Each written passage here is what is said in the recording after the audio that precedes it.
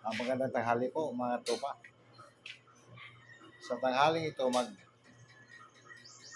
tayo ng gear. Spline gear, inside gear. Spline tip, 19 tip, pitch 10. Okay.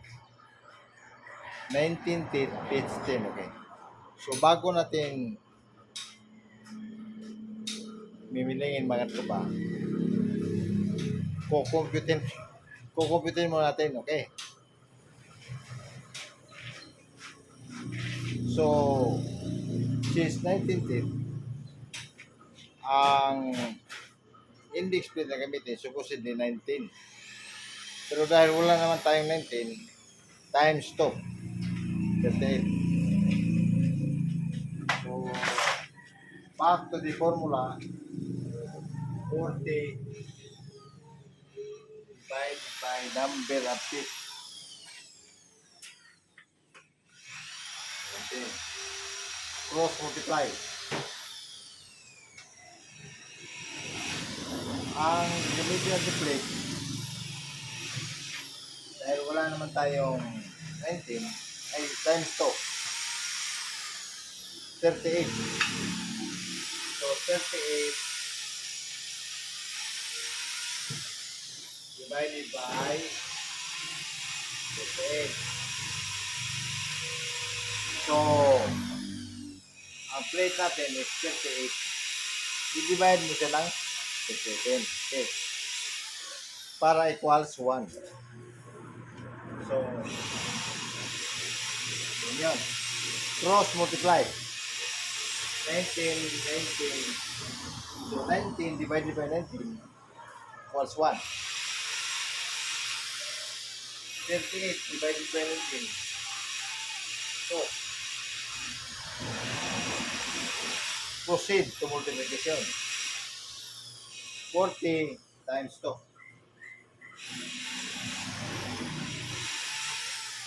equals 8.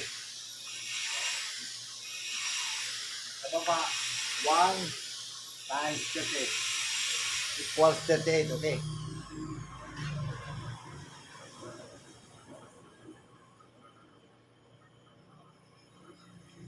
So, ito mga tropa, subject for division yan. So, proceed to division. 80 divided by 38.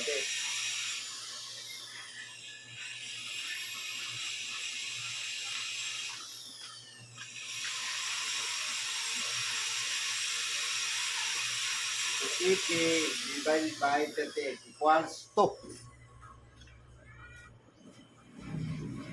2 times 38, 76.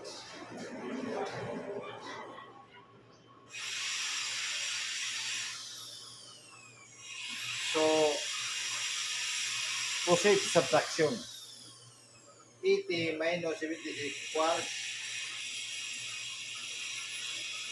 4. So, ang ibig sabihin mga tropa, nakuha ba? Ang ibig sabihin, 2 turns in 4 holes. Sulat ko para maliwanag.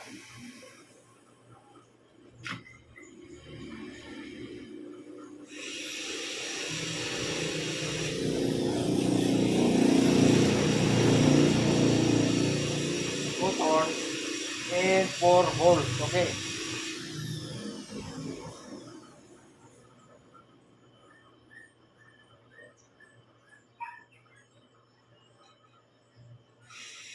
Sa mga baguhan pa dyan, sundan dito. Ito yung setting sa dividing head.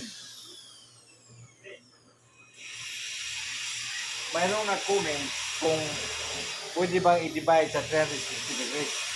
Pwede. Pwede mo i-divide ang circle kasi ang gear circle yan eh. Ang isang circle, pwede mo i-divide sa 360 degrees. Ngayon, kung ang kailangan natin is 19 feet, paano mo set yun sa dividing head? Kung hindi mo sundan ito. Paano makuha yung 2 turns? sa dividing head kung i-divide mo lang siya ng 360 degrees. Okay. Kasi ang ginagamit natin is dividing head na ang ratio ay 40:1. Okay. So, maliwanag. 2 turns and 4 holes. Sa 38, isulat ko, index plate.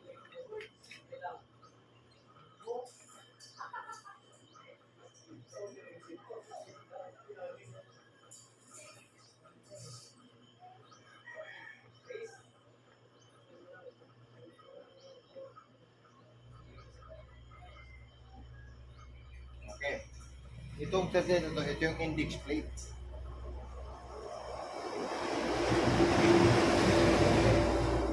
So, ang index plate, ito yun. Kunin ko.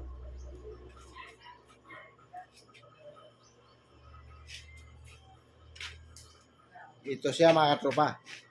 Ito yung index plate. Yung lahat ng mga circle na yan, may mga numbering yan. Mayroong 38, 37, 40, 41, 43, ito sa kabila. Okay, so nakita nyo yung display, ito yun. Mamaya ipagkita ko sa inyo sa makina. Makakabit na doon sa makina. Okay.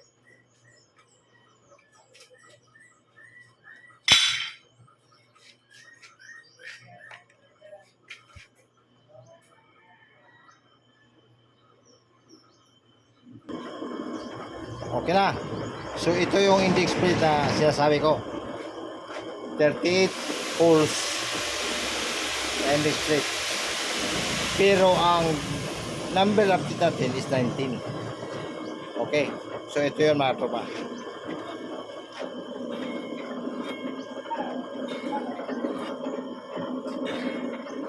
Kaya kita nyo.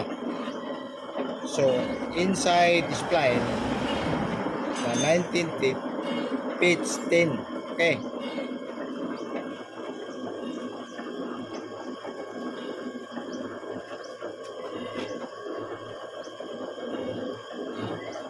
So yan ang proseso mga tropa.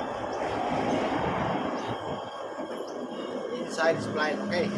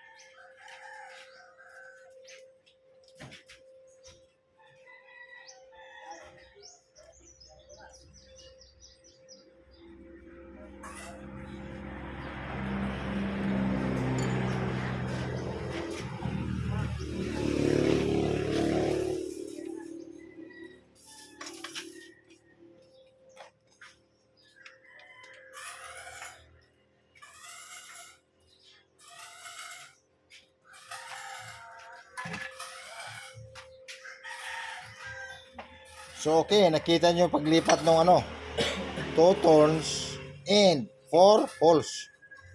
Nakita natin, di ba? Paano i-adjust. So sa lahat ng mga baguhan, sundan nyo tong video na to.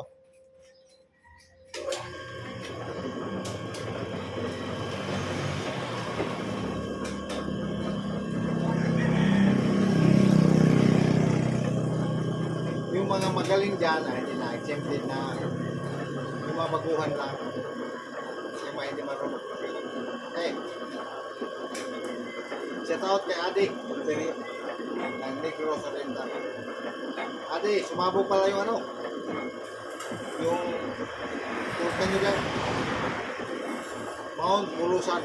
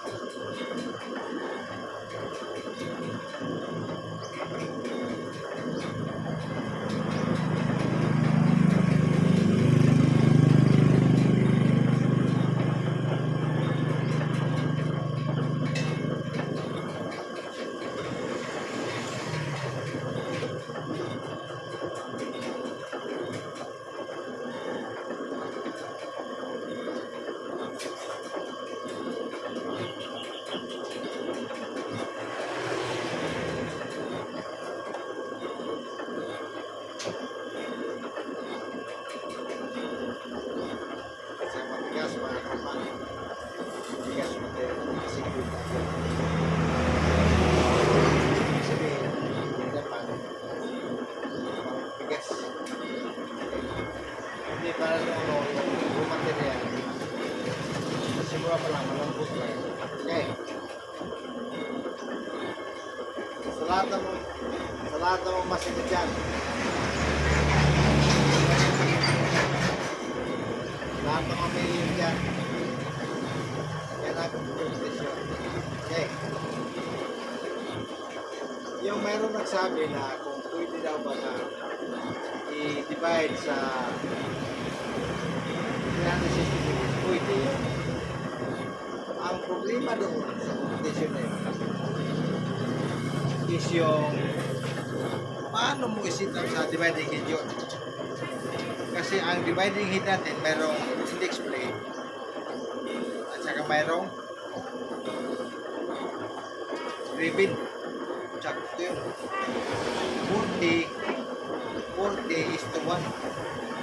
40 ikot, ito isa. Okay. Pagdiwanag ha.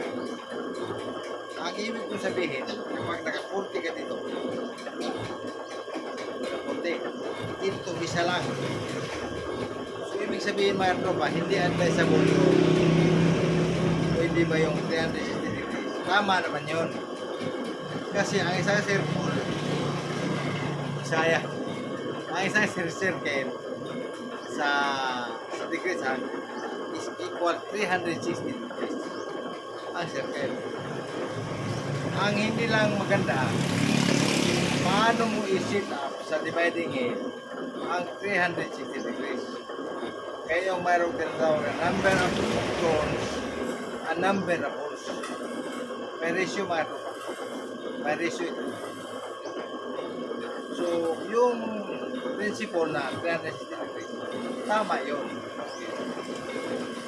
Halimbawa,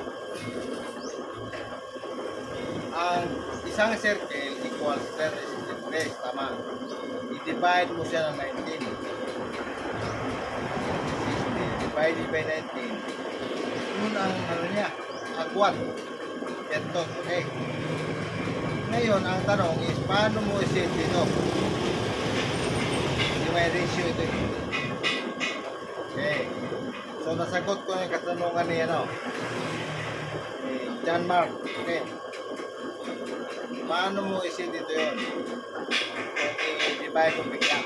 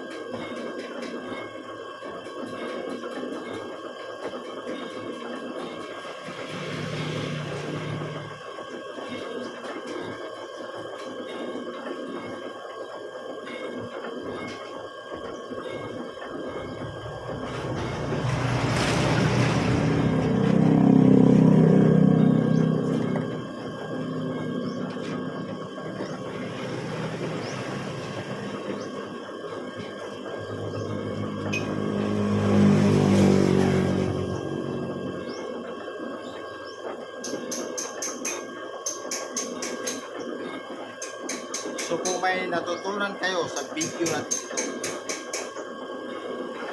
magamat hindi matapos yung gear, sa mga isip ninyo, kunyari tapos na yan, okay, isipin ninyo natapos yun. 1910, page 10, okay. So kung may natutunan kayo sa video natin ito, pag-like, share, at subscribe at pag-pindot natin po para ma-update po kayo sa susunod na mga. Maraming salamat po.